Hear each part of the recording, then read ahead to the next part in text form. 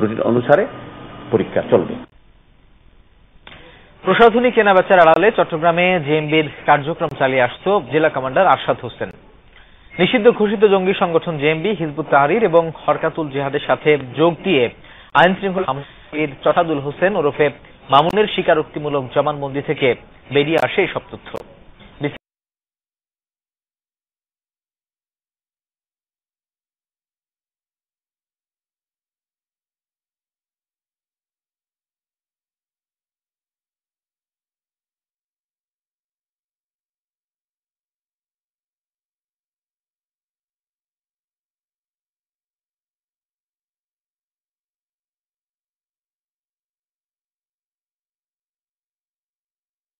জানাচ্ছেন কমল দে।